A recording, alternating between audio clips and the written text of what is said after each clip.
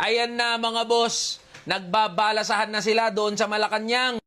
Para daw maiayos yung gobyerno at makatugon ito sa pangangailangan ng ating bansa, lalong-lalo na ng mga manggagawa at ordinaryong Pilipino, pinagsumite na ni PBBM yung mga cabinet secretaries niya ng courtesy resignation. Alam mo Mr. President, mula sa amin na mga manggagawa at ordinaryong Pilipino, meron kaming ipapayo sa iyo kung makikinig ka lang naman. Kung gusto mo na guminhawa kahit papano ang buhay ng mga manggagawa, ang una mong gawin sibakin mo si Dole Secretary Benny Laguesma. At kung nagpasa naman na siya ng kanyang resignation, di tanggapin mo na, tapos wag mo nang pabalikin yan. O ito Mr. President, ipapaliwanag ko sa iyo kung bakit galit na galit ang mga manggagawa dyan kay Benny Laguesma. Yang si Dole Secretary Benny Laguesma ang isa sa mga nangunguna na tumututol sa pagtataas ng sahod ng mga manggagawa.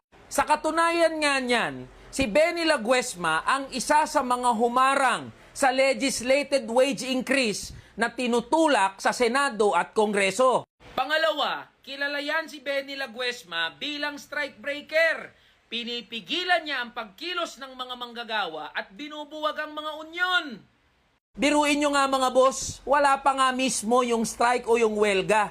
Nagbababa na agad yan si Benny Laguesma ng AJ o Assumption of Jurisdiction na tinatawag. Yang AJ na tinatawag na yan mga boss ay isa sa mga problema ng batas natin kung saan binibigyan ng hindi patas, hindi makatwirang kapangyarihan ang sekretary ng Dole para ipatigil yung mga pagkilos, kasama na dyan yung mga strike o welga ng mga manggagawa. At pag naka-AJ ang isang kumpanya, kahit pa buo ang loob ng mga manggagawa na lumaban sa hindi makatwiran na pagtrato sa kanila ng kumpanya, hindi ito papahintulutan ng batas. Kaya nga kilala rin yan si Benny Laguesma na boy AJ Puro na lang AJ. Wala pa ngang strike, may AJ na. Kakampi kasi yan ng mga malalaking negosyante, ng mga oligarko. At pangatlo, yang si Benny Laguesma ay kilala na tutol na mabuwag yang walang kwentang provincial rate. Kaya Mr. President, huwag mo nang ibalik yan si Benny Laguesma. Tuluyan mo nang sipain yan.